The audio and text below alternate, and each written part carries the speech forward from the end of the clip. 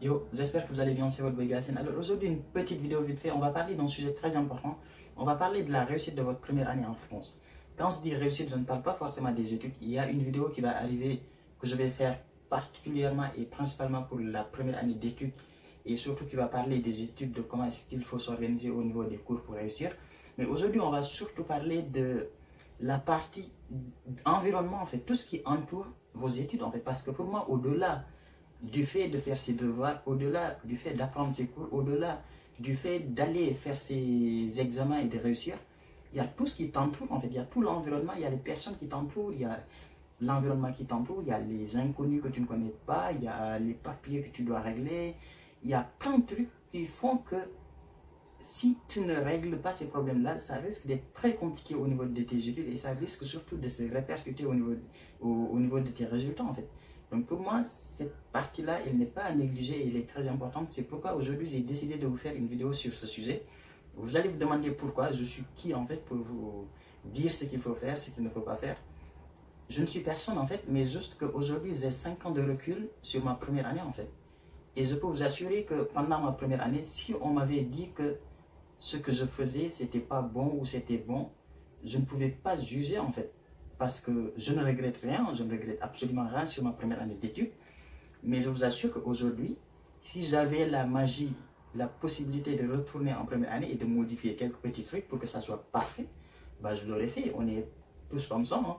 Si on peut rendre les trucs parfaits, on va le faire. Donc moi, aujourd'hui, je suis là pour essayer de vous expliquer en fait ma première année, ce qui ne m'avait pas trop plu. Et aujourd'hui, avec 4 ans, 5 ans de recul, je me dis en fait que ces choses-là, je pouvais les changer en fonction de mon expérience. Et je vais essayer de vous donner ces trucs-là que vous pourrez vous changer. Et peut-être ça va énormément vous aider. Et bien sûr, s'il y a des bonnes choses qu'il faut faire, les choses qu'il faut conserver aussi, je vous les dirai. Donc, je vous conseille vraiment de rester jusqu'à la fin de la vidéo. Mais avant de débuter sur la vidéo, je voulais d'abord remercier énormément Khalat TV. Pour ceux qui ne connaissent pas, Khalat TV, c'est une chaîne YouTube sénégalaise qui parle de tout en fait, de l'actualité, de la société, politique, tout. Et ils m'ont fait une pub, ils ont fait passer ma vidéo sur leur dernière vidéo. Et ça m'a apporté pas mal d'abonnés, ça m'a apporté plus de 500 abonnés en une journée, en 24 heures. Donc c'est énorme et voilà, je voulais les remercier énormément. Si vous ne les connaissez pas, même si je pense quand même que vous les connaissez tous, mais s'il y a 3 4 personnes que je peux leur apporter qui ne connaissent pas encore la chaîne Khalat TV, je vous mettrai le lien de la chaîne en description. Mais de toute façon, si vous tapez Khalat TV sur la barre de recherche, vous allez les trouver très facilement. Bref, c'est bon pour ça. Donc on va partir sur la vidéo, c'est parti, générique.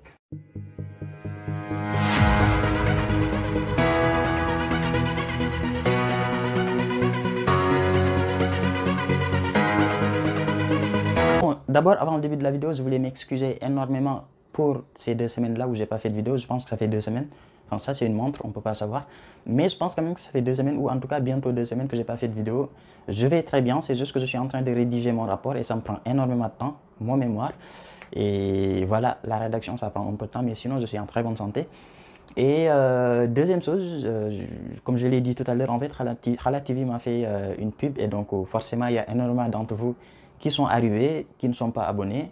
C'est très simple, le bouton rouge qui est juste en bas où c'est marqué s'abonner, vous cliquez dessus et vous êtes abonné.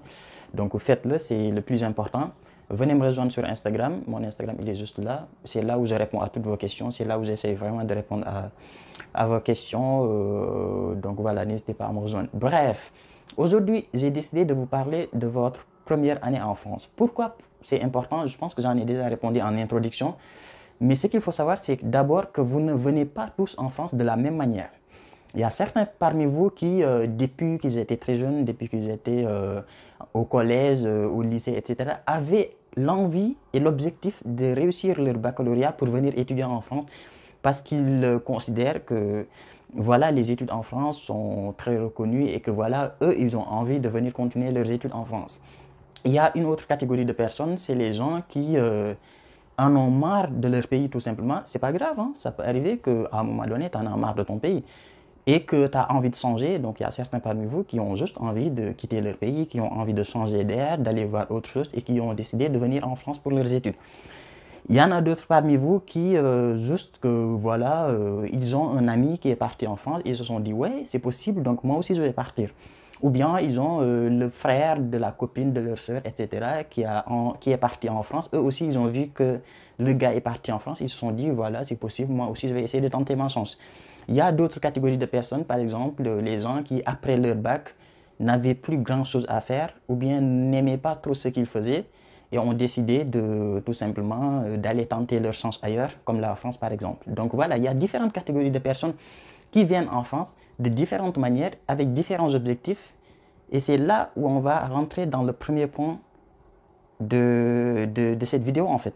Parce que tout est question d'objectif en fait. C'est-à-dire que quand vous arrivez en France, il faut savoir ce qui vous amène. Comme je l'ai dit, vous arrivez tous de différentes manières et donc vous ne venez pas avec les mêmes objectifs, vous ne venez pas avec les mêmes envies. Et ces envies-là vont énormément impacter sur vos résultats. En fait, c'est évident. Quelqu'un qui, depuis le collège, avait envie de venir en France, il n'a pas les mêmes envies que quelqu'un qui, après son bac, n'avait pas trop, n'avait pas trop de choix et a décidé de continuer ses études en France. Mais en même temps, ça ne veut rien dire. Donc, c'est pourquoi cette vidéo d'ailleurs, parce que pour moi, ces différentes manières-là de venir en France, ce n'est pas forcément ce qui décide de vos résultats.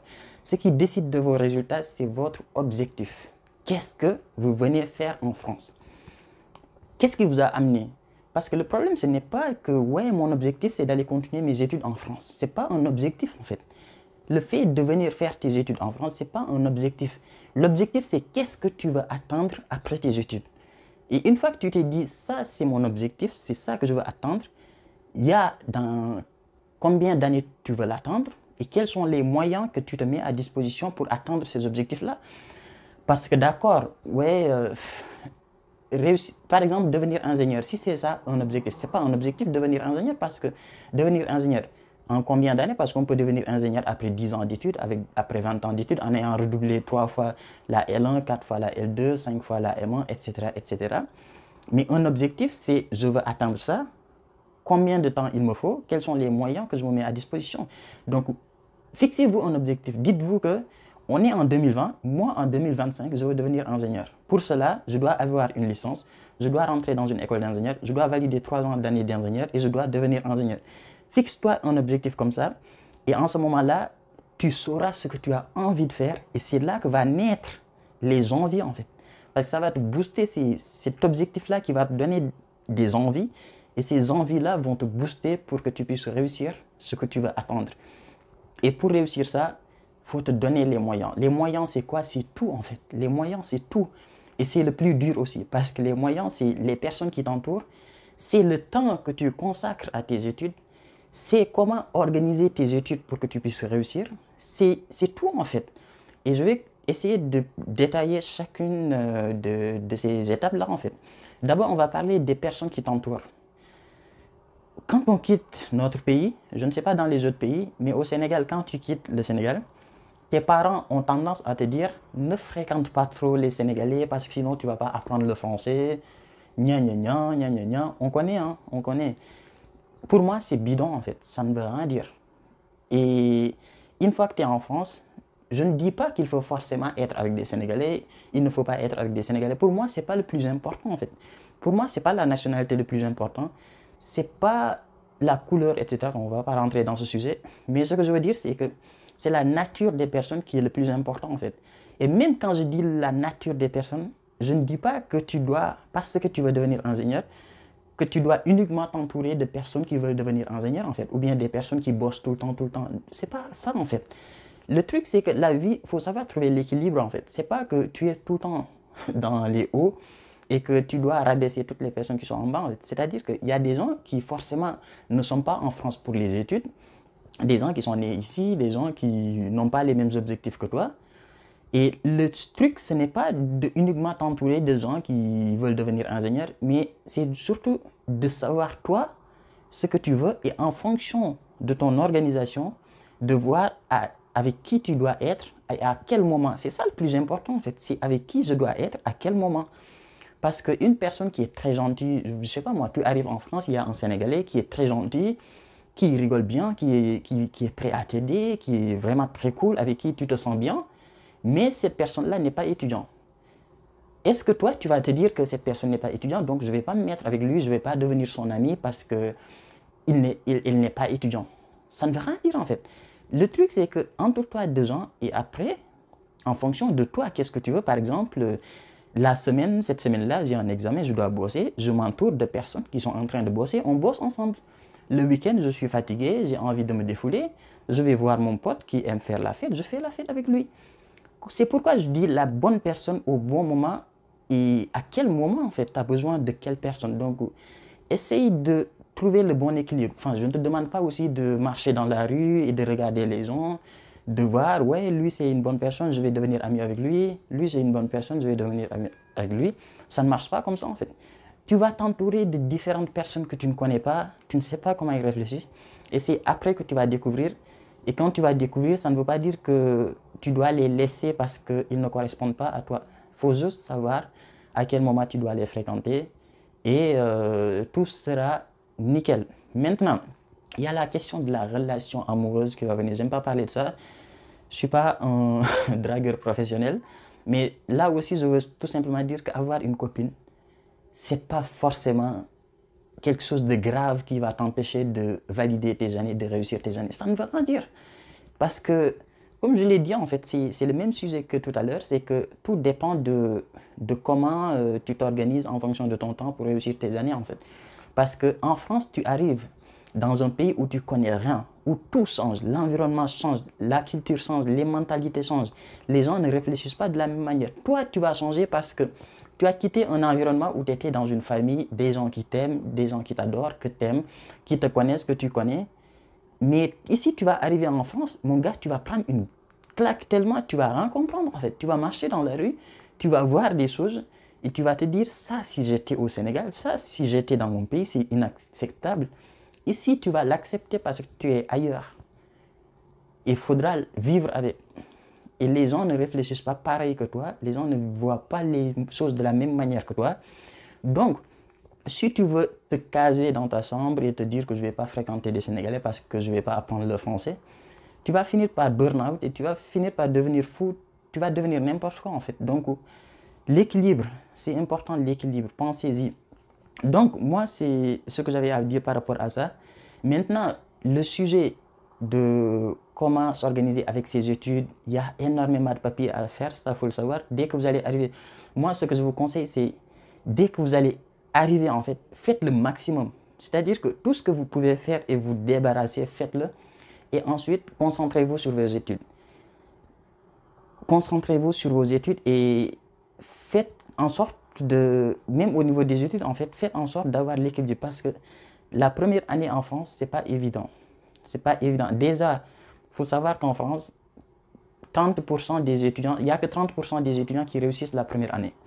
Et ça, je ne parle pas que des étrangers. Hein. En France, dans toutes les universités, le pourcentage moyen de gens qui réussissent la première année, c'est 30%. Et moyen même, je pense, c'est un peu moins de 30% même, je crois. Donc, le fait de rater ta première année, le fait de ne pas réussir à obtenir ton master en 5 ans, c'est pas grave en fait. J'ai envie de dire c'est pas grave parce que tout dépend de la finalité, parce qu'on n'a pas tous les mêmes chances en fait. Il y a des gens qui arrivent, dès qu'ils arrivent, ils ont l'occasion d'être dans de bonnes conditions, d'être dans un bon environnement de travail et de pouvoir travailler tranquille. Toi, tu vas arriver, peut-être tu vas être obligé de trouver un logement très rapidement, tu vas être obligé de trouver du travail parce qu'il te faut du travail. Tu vas commencer à paniquer en fait, mais c'est pas grave. C'est-à-dire que essaye de faire les choses, que les choses ne se croisent pas. On va dire ne se croisent pas. Parce que le problème, c'est que si tu commences à chercher du travail au moment où tu passes tes examens, c'est pas bon en fait, parce que c'est pas le bon moment en fait. Ce que je veux dire, c'est que essaye de faire les choses à leur temps en fait. Si tu es dans une période creuse où tu as vraiment un peu de temps, essaye de consacrer ce temps-là à quelque chose d'important pour qu'au moment où tu vas être très occupé, que cette chose-là, tu en sois sûr et certain que c'est fait et ça ne va pas te bousculer, ça ne va pas te prendre la tête en fait. C'est ça que je voulais dire. Bah voilà, je viens de le dire bien en fait. C'est exactement ce que je voulais dire. Et parce que le problème, c'est quand tu commences à accumuler, à un moment donné, tu vas te casser la gueule en fait. Parce que, voilà, en France, il y a énormément de gens, d'étrangers qui arrivent et qui se cassent la gueule dès la première année. Ils vont venir, ils vont redoubler peut-être la première année, ils vont commencer à se poser des questions, ça va commencer à ouais, les études et tout, et ça va partir en couille en fait. Donc il faut vraiment que vous vous fixez des objectifs, vous faites en sorte de vous entourer des personnes qu'il faut, et surtout organisez-vous pour faire en sorte que chaque temps que vous aurez soit accordé à quelque chose. Parce que le problème de ne pas s'organiser, c'est d'avoir plein de choses en même temps et ça va tellement te rentrer dans la tête que tu vas rien comprendre en fait. Donc, moi, je ne vais pas vous parler de ma première année parce qu'il n'y avait pas vraiment de trucs intéressants. Moi, quand je suis arrivé, voilà, je me suis mis. J'avais des amis sénégalais et tout, qui sont d'ailleurs mes amis jusqu'à présent, même s'il y en a certains qui sont partis. Je me suis fait des amis à côté, d'autres personnes. En fait, j'avais vraiment un cercle d'amis très diversifié. J'avais des amis de presque toutes les nationalités, j'avais des amis français. Et voilà, je pouvais à chaque fois, en fonction de ce que j'ai besoin en fait, d'être avec certains et de ne pas être avec d'autres. Tu vois ce que je veux dire? Donc toi, c'est ce que je te conseille de faire en fait.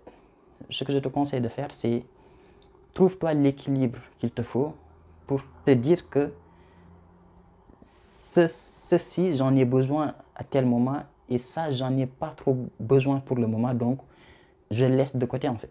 C'est pareil pour les relations amoureuses. Si tu sens que tu n'en as pas besoin, cherche pas en fait. C'est pas parce que tu es en France, tu vois qu'il y a des étudiants qui vivent ensemble, parce que les Français c'est comme ça, hein, ils vivent ensemble et tout.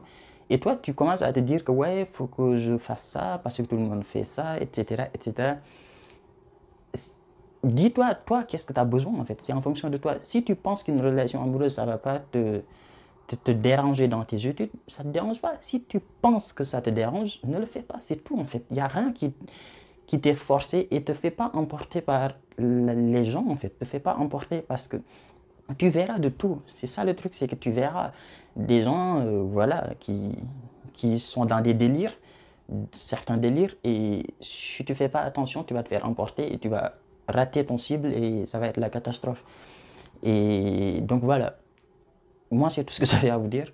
Je sais qu'il y a plein de choses que j'ai ratées, très certainement, j'ai peut-être oublié des choses, mais voilà, s'il le faut, si vraiment je me repose et que je fais le montage de la vidéo, si je vois qu'il y a des choses qui me manquent, je vais faire une deuxième vidéo pour compléter, sinon je le laisserai comme ça.